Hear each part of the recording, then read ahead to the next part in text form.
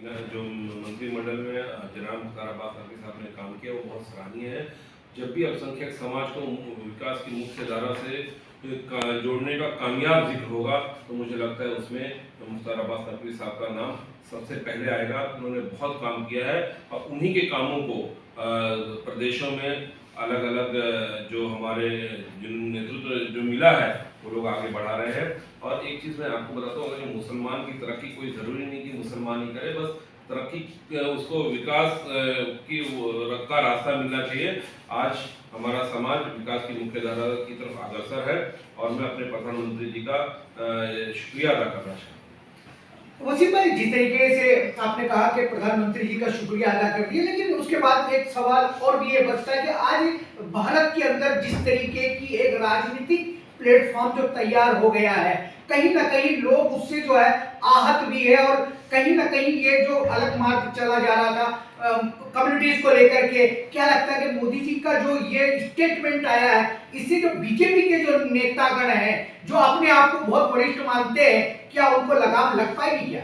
देखिए, प्रधानमंत्री जी को हर कोई फॉलो करता है, खाली पार्टी में नहीं, जिसकी पार्टी के लोग भी फॉलो करते हैं। और प्रधानमंत्री श्री नरेंद्र मोदी जी ने 2014 में ही जब उन्होंने देश की कमान संभाली तो संसद के प्रांगण में फर्स्ट डे ही उन्होंने कहा था कि मैं मुसलमान के एक हाथ में कुरान और एक हाथ में कंप्यूटर देखना चाहता। तो उसके बाद उन्होंने पसमानदा मुसलमानों की बात की। तो कहीं ना कहीं जो चीज़ें उनके संज्ञान में आ रही है तो उसको जग जाहिर कर रहे हैं, लोगों के बीच में ला रहे हैं। अभी सोचिए, एग्जीक्यूटिव मीटिंग थी जो उनकी अपनी एक मीटिंग होती है कार्यकारिणी की, उसमें उन्होंने कहा कि मुसलमान को मुख्य धारा से जोड़ने में कोई कसर नहीं छोड़नी चाहिए और हमें सबको साथ लेकर जाना चाहिए। और ये बहुत बड़ा पैगाम है एज अ प्राइम मिनिस्टर। और मुझे लगता है 2014 से अब तक किसी को इस देश में मुसलमान होने का नुकसान नहीं उठाना पड़ा है। ये अपनी अपनी बातें हैं, कहने का तरीका है।